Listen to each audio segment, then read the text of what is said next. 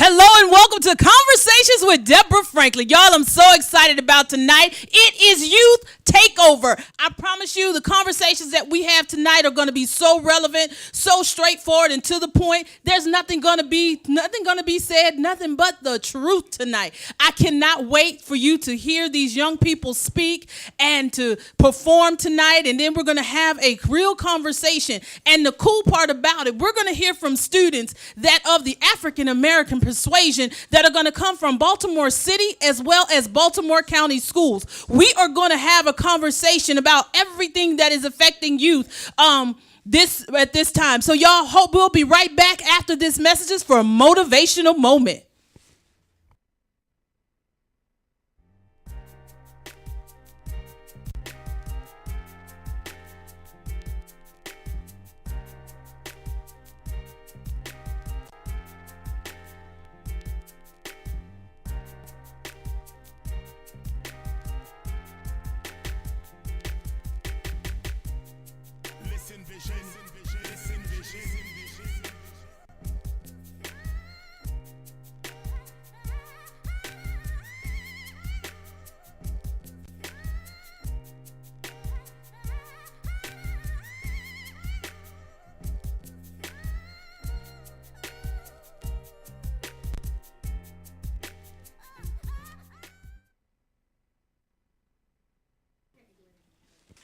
Well, hello, everybody. Y'all, tonight's show has me, I'm kind of caught in a quandary because, you know, by day I am an educator, so I know exactly where a lot of these youth are coming from. But, you know, one thing that I have to stress on today, we talk about love, we talk about faith, we talk about being structured and being sound. But the greatest of these things, one thing that we don't really teach is a part of our curriculum is how to love.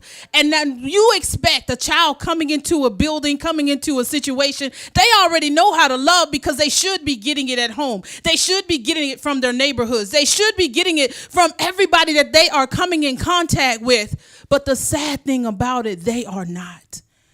So tonight, y'all, I want to encourage you. I want to motivate you to start to do one thing, and that is to start showing love in a greater manner. Start showing love like never before. Start showing love like Jesus did, with basically blinders on. Just love everybody, no matter of their creed, no matter of their nationality, no matter if they're tall, if they're short, if they're fat, if they're skinny, if they got long hair, if they got short hair. We have got to start showing love. Y'all, we have got to stop having so much hate and anger in our hearts that we can't show love to our brothers and sisters around us. Yes, we don't have to agree every day. We don't even have to have the same ideologies, but we can show love. How can you make it at work every day if you're sitting up and judging somebody about what they do after they leave work? Because the key thing is, the goal is to get the job done. We don't care what you're doing once you're on the other side of the door. That is your business. Went on a show a couple of weeks ago called Adult Conversations. And so many times people know, straight up, I'm the church girl of the bunch. So why did the church girl go to the Adult Conversation show? And you know what my answer was? Why not? Why not? And then I actually went live while I was at the show, and a lot of the church people were logging on. And you know what I told them? Hey, this ain't no church show, so don't get surprised by what you hear. Because the thing is, we were talking about why people stay in relationships. But because we don't ever have the conversation, we never realize that all of us stay for the same reasons. Because we feel like we're stuck. We feel like we don't have any other choice.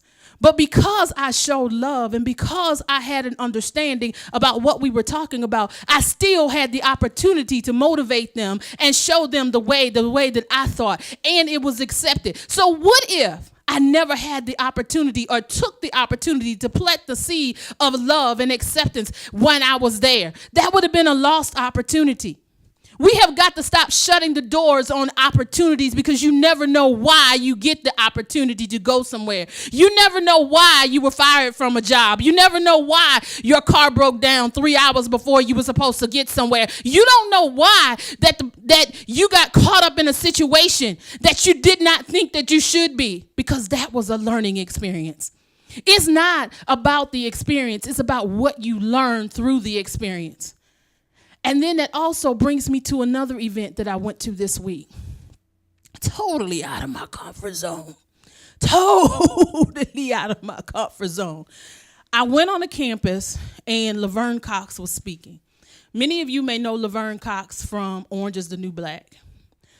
Laverne Cox dealt with some issues that is really different for me to even understand. Yeah, growing up, I was a church kid. Growing up, I got shamed because I was a church girl. They always talked about me because I was always the fat girl too. But I never went through bullying like she did as a child and even as an adult. I never had my life threatened because I was only 5'4". And I'm saying silly stuff, but it's the truth.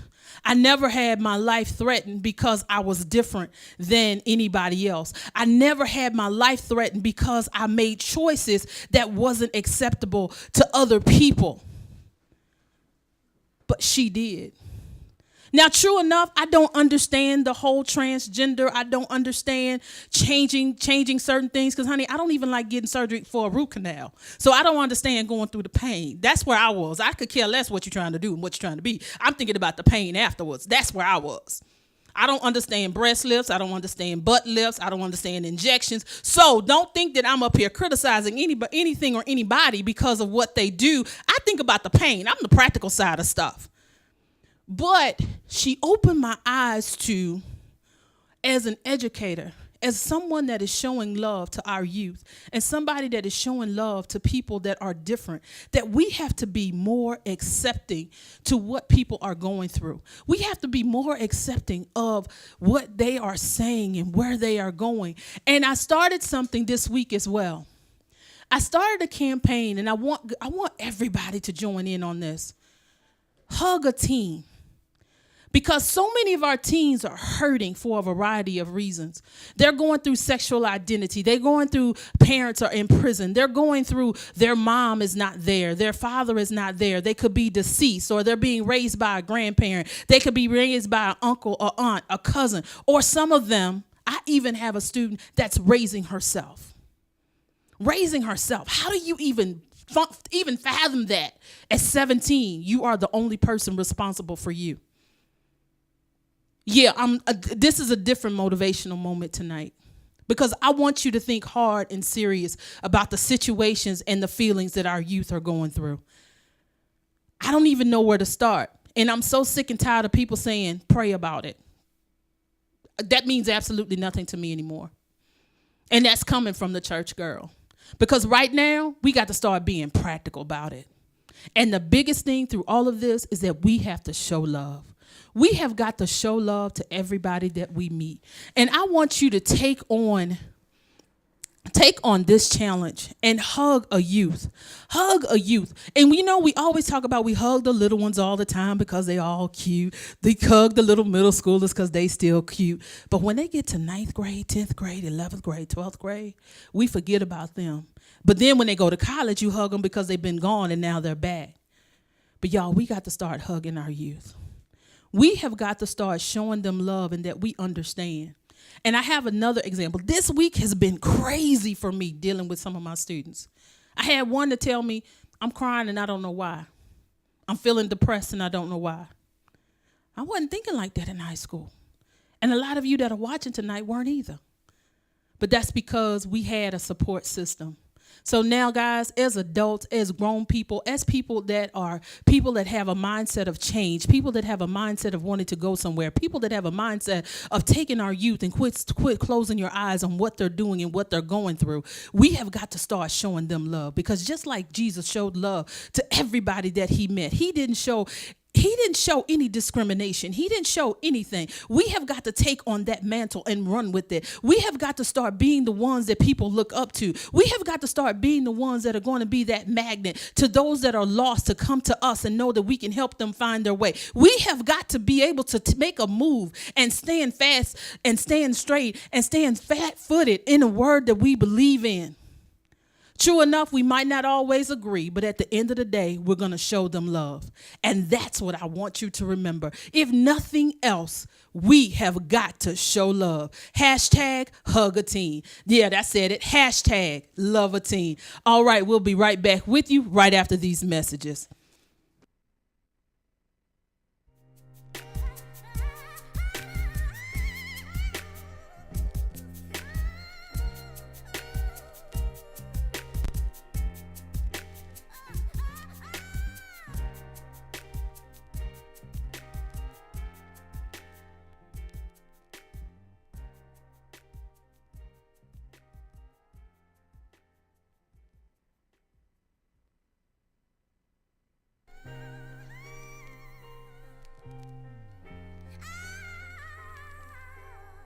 Listen Vision, Listen Vision, DC's #1 recording studio.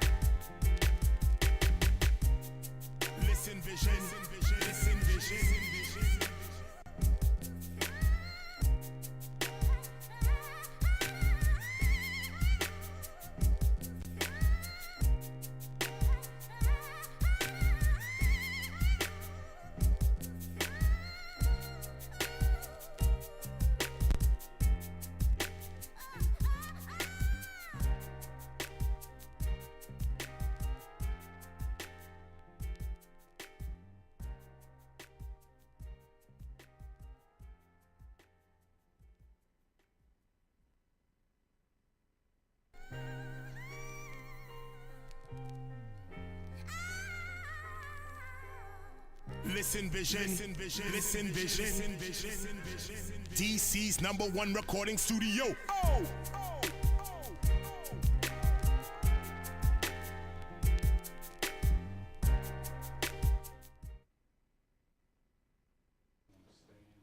Well, hello, everybody, and welcome back to Conversations with Deborah Franklin. Y'all, tonight is Youth Takeover. But know you was wondering why my co-host or why this person sitting next to me is looking so young. But that's why, because we have, y'all, this is one of my ninth graders. One of my ninth graders. My ninth grader is hanging out with me this weekend. So tell them, who are you, honey? Well, I'm Ajay Smith, and of course... She don't go by Ajay, y'all. Because she knew I was going to mess it up. Tell them people what we call you at school. AJ. But still, I'm part of your group. I'm part of Ladies of Godiva, I think it's called, right? Yes, ma'am. Did you really just say that? No. How you in a group and then gonna say, is that right? No, yeah, I'm feeling embarrassed. My feelings hurt. I think I should feel some kind of way. How you don't know you would empowered Ladies of Godiva? Do you know what? But you know what? I'm gonna let her slide because she might be a little nervous. So you know what Godiva stands for, right? And she just had a moment again. Why is she blanking out on me? Why do I feel like maybe I'm not doing a good job? This is a sign of when you're not educating people properly. They cannot tell you what they do. Empowered Ladies of Godiva stands for gorgeous, optimistic, determined, independent, victorious, and achievers. Am I right or wrong? You right. Okay, I thought so. Crazy girl. All right, tell them. Okay, now you can finish your bio. Okay, thank you. You're welcome. So I'm basically in my ninth grade, and I'm here representing now my ninth grade freshman class. And I also am in televideo. We do like stuff with television, radio, like anything broadcast wise.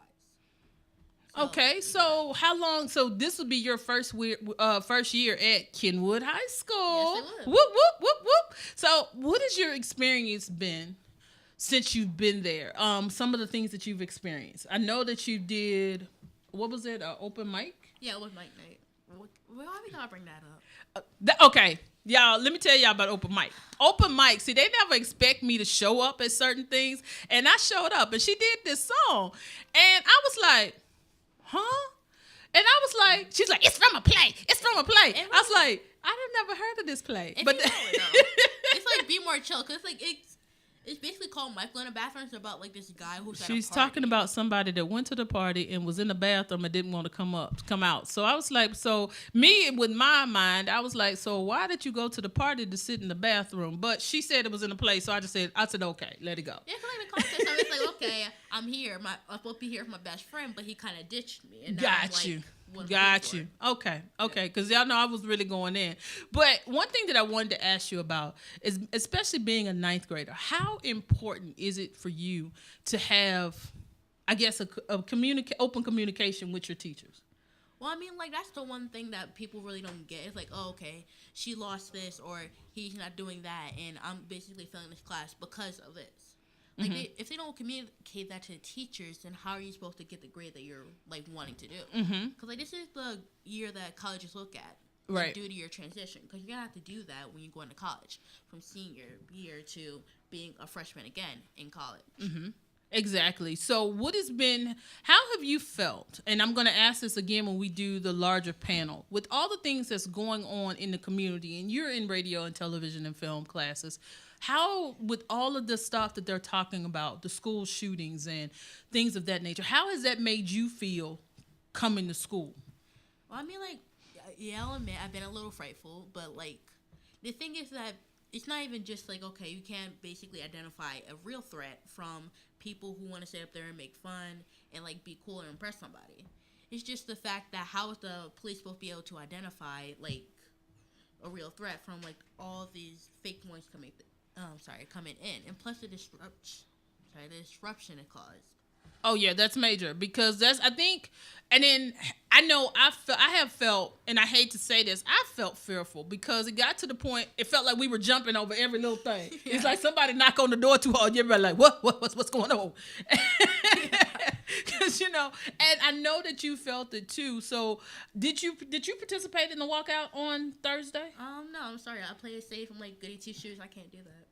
Okay. And that's a fair, but what's really crazy? That is a very fair answer, because so many times kids can, especially if they really don't know what they're protesting for, they can participate in something for not the right reason. And I know we kind of fell in that crack of some kids that were not participating for the right reason, but it's all good, because I did like the activity that we did in the building. How did you like doing the hand? That we all have a hand in our protection and in what's going on. I did like really appreciate that, cause I was like, okay, so like we might not be like out there in front of the school like doing whatever, but we can still like show our support in some way. And I greatly appreciate that, because that part was amazing to me. And I got a chance to read some of the things that some of the other students put on those hands, and they were phenomenal. I had to, like, my hat went off to them, because we were showing our support. We were showing our solidarity for those young people that lost their lives. So if you could say one thing to students, a word of encouragement to students now, what would you say? I would say it gets better eventually. Like, I know you feel like you're going to be stuck in this point in your life forever, and that there's no point in, like, just caring about this because, oh, I'm going to be here forever. But it does get better, and you are going to get past this point in your life, no matter what you're feeling now or how you're going to feel in the future. Oh my God! So maybe I did do something. She just can't remember the name of the group, but I did. She do have a little something. That did sound like something that came from conversations with Deborah Franklin. I love it. Yes, because she had me worried. Oh my goodness, I was like, oh, what is my baby doing? But you know what? I mean, we joke and we have fun, and we do have So, and since I kind of alluded to Empowered Ladies of Godiva, just so happened. What has that meant for you? As far as becoming a part of the group, what has it done for you? Well, I mean, like, it was really it was really scary for me at first being the only freshman in the group, and you knowing these people for like since their freshman year, they're all like sophomores and seniors at this point. I felt a little intimidated, but once I got to know them, it felt like a really giant family. I was just like the little kid who was there. Right, because you know what's really funny? They do call her the little sister, but then they said, that's our strange sister. We never know what she gonna do. Because she did the telecast one time, and she had on all black, and she was like, I am from the dark side. And I was like, really? I was like, oh my God. But I love my babies because they like to express themselves. So tell me a little bit, why did you even decide to do that in a gothic way? Why did you even go there? Because, I'm just saying, just asking. You know what? Yeah, it's like, I don't feel like you haven't like had this question for a long time. Yeah, it's just like having it pop in your head at the moment. I understand. You are just. I think I'm rubbing off on her because she don't care. She does what she gonna do when she want to do it and how she wants to do it, and I love it. That is one thing that I can say I love the most about AJ. She does her, and I'm like, she liable to come to school with cat ears on. She'll wear something, and I'm like, really? She was like, yeah. I said, okay. But, I appreciate her for just being herself and not letting anything slow her down and not letting anybody intimidate her. And that's a sign of having a good foundation at home, because if you don't have parents at home supporting your thoughts, supporting your dreams, you're not gonna make it to that next level. So what would you have to say? Your mom drove you down here. So what would you say to your mom? Well, I want to say thank you for her like driving me down here. Come, like, I know she's not used to this area, but like we stay in Baltimore, and then maybe a little bit further, like Glen Burnie, but like that's mainly it. But still, I do want to thank her for that, and for like teaching me all the stuff that I do know now. Cause like I didn't appreciate it when I was little, but like seeing kids. She's acting like she's 900 years old. I didn't appreciate it when I was little, but cause she grown. She grown. She in the 9th grade, but she grown. She appreciate it now. Come on. I'm being serious. Come be like, now I'm sorry. I can't take you serious.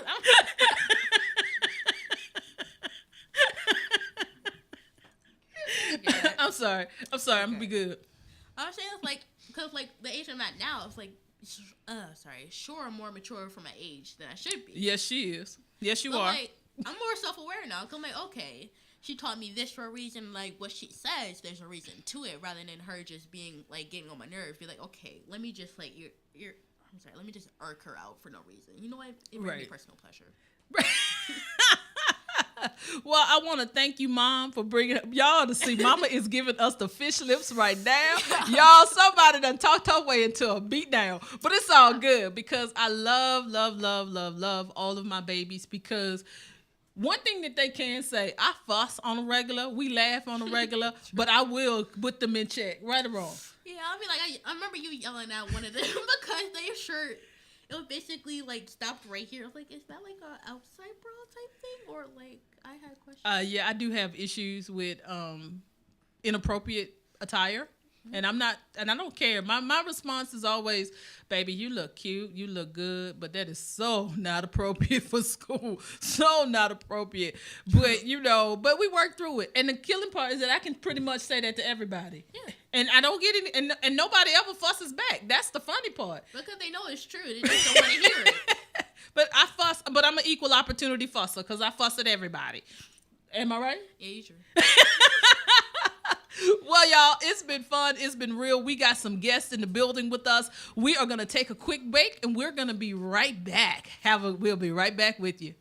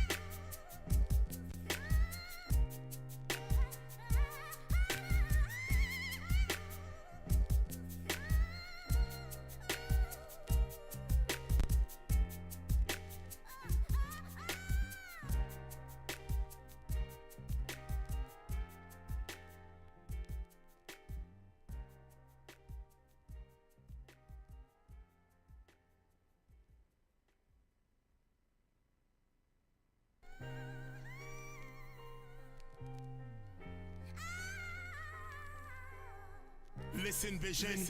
Listen vision. DC's #1 recording studio. Oh.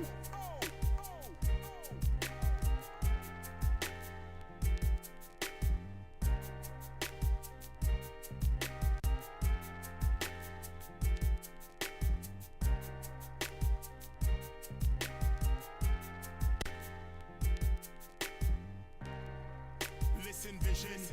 Listen vision.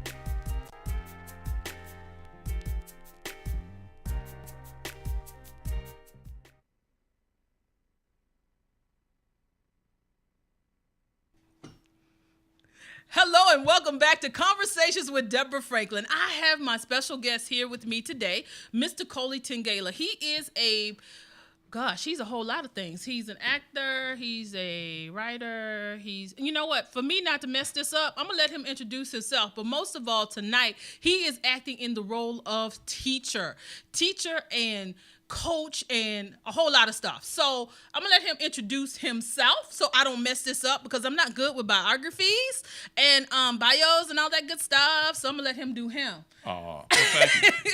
First of all, mad love out to this amazing woman right here Whoop, whoop. for her fantastic internet sensation, television, You just mass being extra. media program.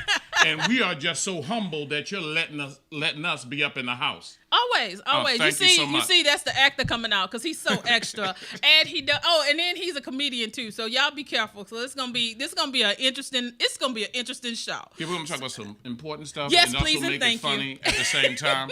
As I said, my name is Coley Tingala. I teach at a Baltimore City public high school, not a charter school. Public.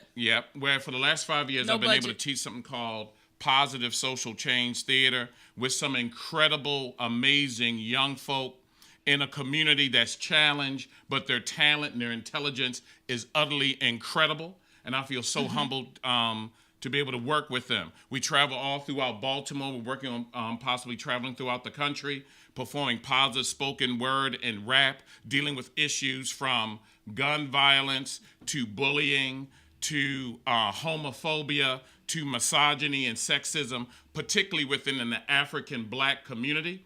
And you were talking with your amazing young lady earlier about gun violence happening in schools. And what's really hurting for me as an African Black educator, I know that you may feel the same way, I'm not going to speak for you, is that every day in urban centers throughout this country, there's beautiful Black African children, brown Latino children who die from gun violence, not in schools, but in their community. But no one considers that a crisis. No, that's not a crisis. That's because those are gangs. Those are them cheering. Oh yeah, Black people, Latino people. No, that's those what they are do. they're gangs, and they're what was that other word? Animals. Those are the animals. And predators. That's my favorite. Predators. That is my That's favorite what they word. do. It's in their nature. Yeah. But as you notice with these gun violence shootings at predominantly white schools with military weapons that spew our out babies can't multiple afford rounds, our hundreds of babies rounds. can't afford the military guns. The I'm military sorry, did I say weapons. that out loud? Yeah, yes, you did, but it's true. Okay. Let's stay on that track. Okay. Let's stay on that track. Is because, but no one's saying that, and most of the perpetrators, darling, are white men and boys, but no one's saying we need to have a program for the suffering of white boys and men, because obviously they're going through something. They need a help. They're not called terrorists. Yeah. That's my other favorite one. They're not one. called thugs. They're not called thugs predators and and violent and naturally born violent in their nature. And so that's so offensive to the babies that I teach who are struggling with poverty, institutionalized racism, sexism in a community where you have to live. And you're going to school saying if you buy by the rules, get good grades, that you'll be able to make a good living, but yet and still banks won't give loan to your mama and your daddy for them to buy the slumlord house in your community. And you're seeing what you're trying to do and trying to make it happen, but you can't seem to make it out. that causes depression. And when Yes. you're taught through the media that the only thing you do, the only value is when you turn up on your Snapchat or on your Instagram beating another person that looks like you, Exactly. then you get likes, then you get some hype, then you get some popularity, you're going to think that maybe I'm worthless and useless. Right. And then you're going to prey on each other. But I just want to point out the thing is that there should be a program for white men and boys. Good, decent people don't let white men and boys nowhere near a gun. Because those are the things that are happening in the world. But no one's going to say that because that's too painful. Right. But I think we should appreciate all life. And Right. when all life is valued, Right. whether it's poor, brown, and black, and these white men and boys, we gotta understand they're suffering too. Exactly. No one's asked the question, why do they feel as though the only way that they could express themselves and be heard is through violence? Well, and to take the violence another step further is that not only are they committing violence on the people, let's say, that have never done anything to them, they're taking bullying to another level. And right now, especially as an educator and in the education system and or working with children, I don't care if you're working with them in a school environment or a church environment, we're seeing differences. We're seeing kids that are expressing themselves in a different way. How, as educators, if you had to give I guess one word of advice to educators right now for what we are going through, especially with our children that are different. Okay, let's just be real. Let's call a spade a spade. Let's go ahead and we're going to shut the elephant down in the room. All right, let's go right ahead. Because I have a young man in my school. I think he wants to be a girl. He wears girl braids. He wears girl clothes. He was on the basketball team, and they let him play on the girls. No. I think he was on the boys' team, and then they let him play on I don't even know how all that went down, but he's not playing now. So how, as an educator, or let me take it one more, I have my girls that are walking down the hallway with girls and holding hands. See, y'all don't know. See, y'all want to dog the educator out. And y'all want to talk about what the educator should be doing, but you don't know what we have to deal with. Now, I got 2 girls walking down the hallway holding hands. Then I got 2 boys walking down the hallway trying to act like they not holding hands, but they really are holding hands. Then they got to come in my classroom, which is like a jail cell, and I'm supposed to deal with this and deal with the bullying that's happening right in front of me. What piece of advice? And don't forget, you have to administer academic rigor Oh, and yeah. ensure Wait a minute. I didn't even get to that part. increased grade scores simultaneously. Right. And that's the part I get paid for.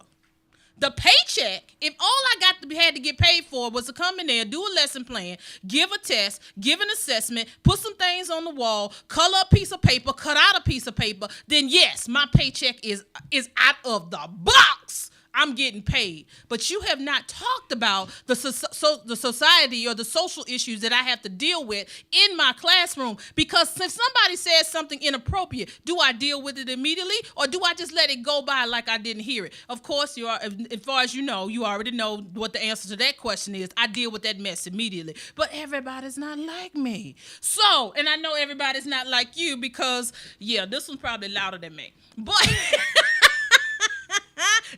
Look, all the babies in the back talking about, the students like, yep. So, and my babies are here, and they know I don't do foolishness very well. Now, I might not agree with it, and I said that in the beginning. I may not agree with it, I might not understand it, but I'll be doggone if you're going to bully somebody. So, if you had to do the PD on that...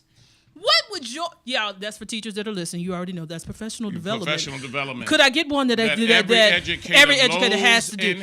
And they hate to go there. They even try to pay us to go. But the reason it's never relevant to and what that's we what go I was through. getting. Yes! No one ever has a PD. How do you deal when you have a transgendered student being bullied by a heterosexual cisgender in your classroom? student in your classroom? In your classroom. We're not talking the hallway. Because the hallway, I feel like, you got to deal with it. And I can still deal with it in the hallway. But how do I deal with that in my classroom? That's on you. All right, here we go. This is what I say. Educators, if you're out there and you're an educator, this is what I have to say to you. You're going to don't get in the education game. Please don't. Unless you are willing to do the extra. As my students say, do extra. Do too much, because that's going to require you to grow. It's going to challenge your own personal beliefs in order to educate and service this child holistically. I had to get with the power of a personal pronoun. When I have an amazing transgender student. She is an incredible young lady. And I had to learn that it doesn't hurt me. Oh my God, wasn't that hard? Yeah. Okay, let's be honest. That was hard. Yes, that was hard. But I learned I had to decide this. How was it hurting me to call her she or her, uplift and honor her self-esteem, that she will be able at least know that in my classroom there's one adult educator that loves and respects her enough simply as a human being to use she as opposed to he or him. It doesn't hurt me, but it elevates them. Exactly. It elevates them, and that's what you have to do. So you're going to have to decide, do I just want to get a check, or do I really want to be an educator and lay the seeds to make the world a better place? Hold on, I got to say something real quick. I got some of my students right there. They're going to perform later. Lonnie, I said stills, not video. All right. he said he got both. Okay, don't be doing that to the baby. The baby is on his job. Handle your business. I know. Handle your business. Yeah, it's her show. She's regulating. Right. I gotta defer. She queen what's bee. Your name? Divine. Divine. Oh Lord, the child done got a name, and I done already. But see, I do that to all the babies, so don't feel like it. And I'm getting ready to talk about Divine. Divine walked in. Y'all know what? I ain't had no issues with nothing she was going through. You want to know what I talked about? The child is tall. And I don't do tall people. And then the child got blue hair. So coming into my classroom, that wouldn't even be the issue about the whole other thing that she going through. But I'm very biased because I can't help it because I'm vertically challenged. All these tall people, I have issues, and I didn't wear my pumps. But do you see how something so simple, we can have a conversation. We can show love to our children that are different. And that is the key. Because you know what? Sexuality has nothing to do with what we're doing. I look at the difference that you had the audacity, like I tell my babies, you had the audacity to come out of here looking like that? Like with green hair? And it was supposed to be blue? What happened? I'm just saying. But you know what? As teachers, no, I'm going to stop using the word teachers. As educators, we are preparing our generation to be citizens that are contributing to the world in a positive manner. And if we expect them to be full force contributors, we have got to learn to have fun. We have to learn how to laugh at our differences. We have to learn to be accepting. Because if you are not, we are sending our kids to the trash, especially our inner city kids, because they have enough issues to fight for outside of us not being accepting to who they are. And I'm glad you said it, because one thing, and I know you believe this because you invited my babies, and I have a scope of babies. Yeah. I have trans young people. I have gay young people. I have young people who struggle with some mental health issues. I had one baby I got to go be a character witness to next month, who's incarcerated, who's a brilliant rapper and poet. I directed in a music video. Now he's incarcerated. And the only person that he told his public defender that he believed that would come and speak on his behalf in a positive way was me, his theater performing arts teacher. I'm not shining no light on me, but how tragic it is within the African Black community, where even families sometimes begin to think that your own flesh and blood, our community, other Black folk, are disposable, that they are useless, that they cannot be helped. And I don't believe that. I don't believe that anyone is disposable and that everyone should be given an opportunity to rise and be their better self. And that's why I applaud you with what you do, Queen. Having me here, having my babies here that are going to perform in a little bit. Yes, they are. The show and prove to the world throughout the listenership of this fantastic network that African Black young people in urban areas throughout this country can do amazing things when you give them access and opportunity. Those are the key. if nothing else, if you get nothing else out of this show tonight, is that we have got to open up the doors for our kids. We have to give them access. We have to give them opportunity, because how many kids that can say in the 9th grade, I had an opportunity to come be on a show that I don't know who's watching me, but that could open up the door to them wanting their own radio show, them wanting their own TV show. They get to come in. His kids are seeing what happens behind the scenes that is not just on camera. And I'm being real honest with you, because we have got to start opening the door, and this is to everybody that has a show. Invite some kids in that you have access to, so they can see what happens behind the scenes. That 9 times out of 10, the studio that they think is so big is really not that big, but on camera it makes it look huge. We have got to open the doors. We have got to show kids that we love them, we appreciate them, and that they are the best that ever did it. So y'all, we're getting ready to take a break. Give some love up to Deborah Franklin, all the way up. Deborah Franklin. See, he all extra. Y'all, we going to take a break, and we're going to be right back for some dynamic performances by some young people from Augusta Fell Savage High School. And we'll be right back with you. Each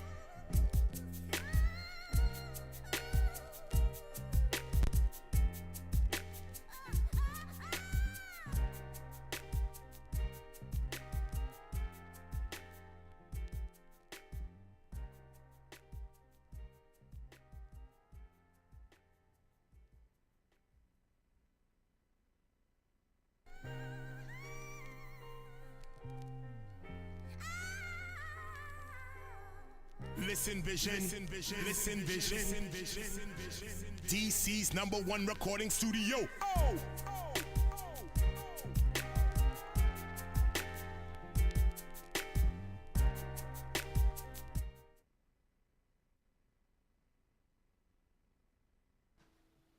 And we are back with Conversations with Deborah Franklin. Y'all, I got some fantastic performers behind me. They are going to be doing spoken word. Now, y'all get ready, because they dealing with some topics, honey, that I was not ready for. But, you know, I got to hear what the babies got to say, because 9 times out of 10, they going to say what we thinking, and then going to give us a solution that we never thought about. So I'm going to start it off. When they get the mic, they're going to introduce themselves, and then they're going to go right into their piece. And then we're going to end. Y'all, Divine is my new friend, because she just extra. So extra is going to go last, and because she got set up, honey. So, you know, it's something about that blue hair. It's the blue hair. But all right, y'all, not going to take up any more time. I'm going to pass it on over to Lonnie. Introduce yourself and stuff. Hello, my name is Lonnie Royster. I'm 17. Hello, my name is DeMonte Taylor. I'm also 17. My name is Divine Carr, and I'm 15. There once was a girl named Judy. You know, dark skin, brown eyes, and she looked like a cutie. But she always had a problem with boys. They treated her like she's some kind of toy. They called her a whole bunch of bees. They turned around and called her ugly. Ha! But wasn't you the same one all in her face saying, "Can I get your number, honey?" The same one that you tried to get to laugh at your jokes even when they weren't funny. This knee won't kneel to another clown that makes people frown. They down our black women on social media, but yeah, I'm that boy that treats them like royalty and give them a crown.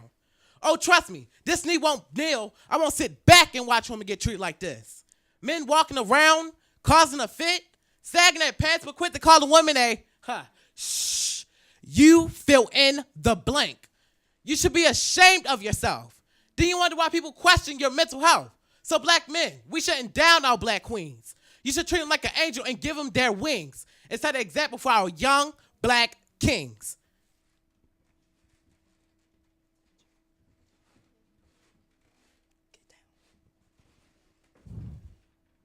Let me tell you why black men and boys need to stop disrespecting black women and girls. You see, we as black men and boys, we hear someone talk about our mother. We be ready to fight or pull the trigger and end someone's life. We as black women, we as black men and boys call black women and girls dumb thoughts. Why do we think this way about the precious black woman or a girl? It's the society we live in. The society we live in teaches us this each and every day. Teaches us that a woman is supposed to be less intelligent, viable, or smart than a man or a boy. But black women and girls are smart enough to go to college and have a great career. I know my mother did. Black women and girls have as much talent as black men and boys. Just like Harriet Tubman and Martin Luther King, they both did something positive for my people. The only difference was the gender.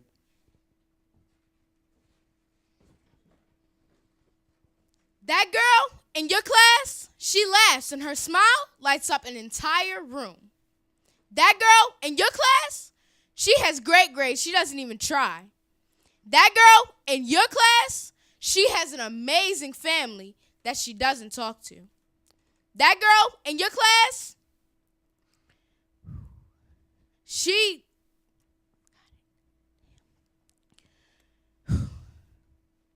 doesn't know how it feels not to cry.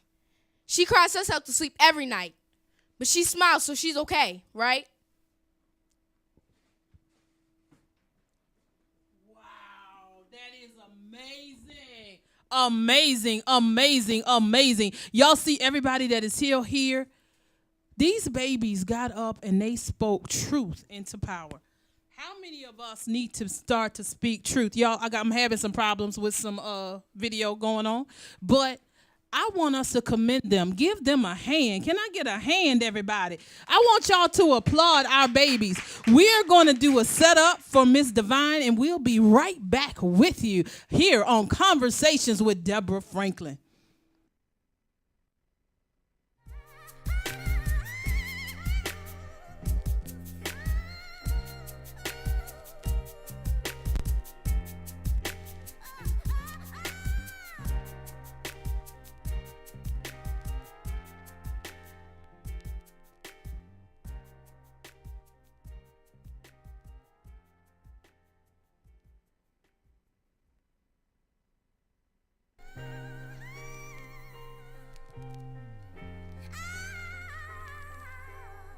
Listen Vision, Listen Vision, DC's #1 recording studio.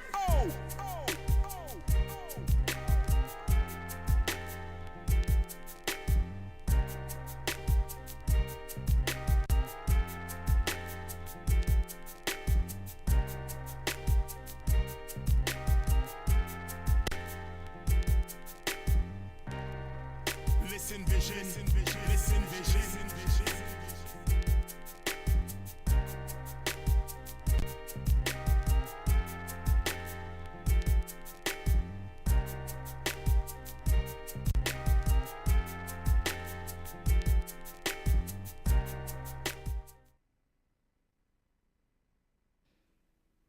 All right, and we are back here live with Conversations with Deborah Franklin. Y'all, I got Miss Divine. She is going to perform for us. We're getting ready. She got her keyboard. So now I understand the blue hair. She's a real talented musician. Because you know musicians tend to be out there with all kind of stuff. I mean, yeah, you extra, but that's okay. Yes, honey, that's it. Beclaim your extra.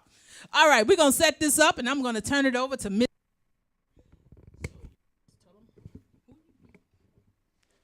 Hi everyone, my name is Divine Bay. I'm 16. I'm currently a 10th grader at Augusta Fells Savage Institute of Visual Arts in Baltimore City, and this song is called Being Divine. But real quick, everyone in the audience, please raise your hand if you've never been yourself. Now also, raise your other hand if you've ever been bullied or disrespected for that downfall. Well, I'm here to tell you that's my daily life. I can't walk the hallways of my schools without someone giving me a wrong look. I can't walk the streets of Baltimore without someone having something to say about my being.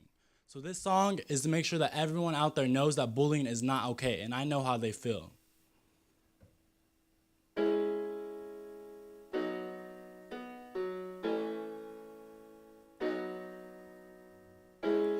Do you know how it feels when you're not yours? When the truth is sealed, when people hate and make you feel ashamed of yourself. Do you know how it feels? I just wake up in the morning and I get dressed. Then I look into the mirror and I tell myself, you are beautiful and you're worth it, so worth it. You are one of a kind. You are sweet, divine, divine, divine, divine, divine, divine. It feels like there's no one out there that knows how I feel. I get so stressed when I'm not in a dress. I tell people over and over that I'm divine, not divine. So please set me free from this body. Divine, divine, divine, divine, divine, divine, divine, divine, divine. I am divine.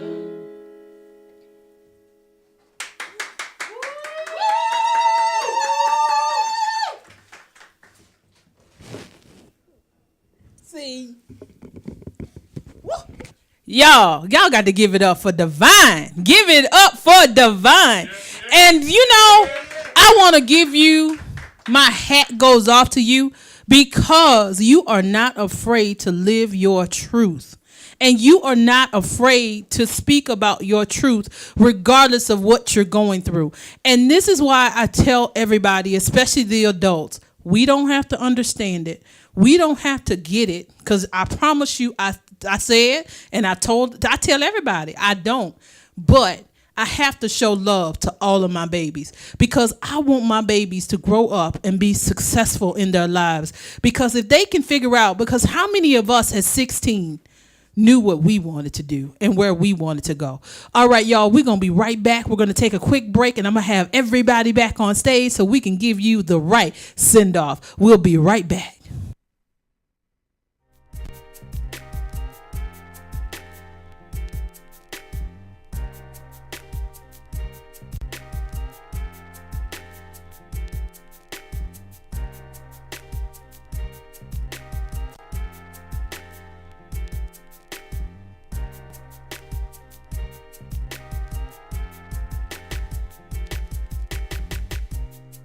Listen vision, listen vision.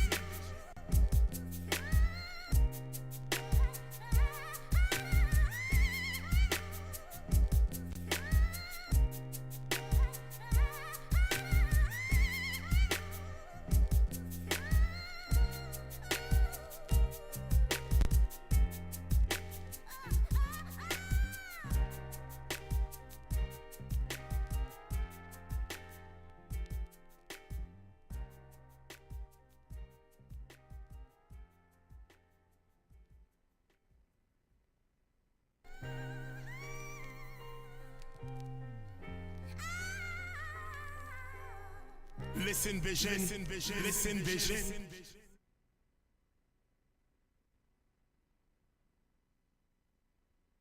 Are back here live with Conversations with Deborah Franklin. Y'all, my co-host left the camera because she was on the camera. How did you enjoy this experience? Honestly, it was like amazing. I didn't expect all this to happen, and it was really like great to watch. Great to watch you work. She worked too, y'all. That's why she left the stage. She was working. So I'm excited that she got the opportunity to participate. I'm excited about all the babies that participated tonight. And if nothing else, make sure that you are showing love this week. Again, #HugATeen. All right, y'all. Have a great evening. Love you to life. Peace out.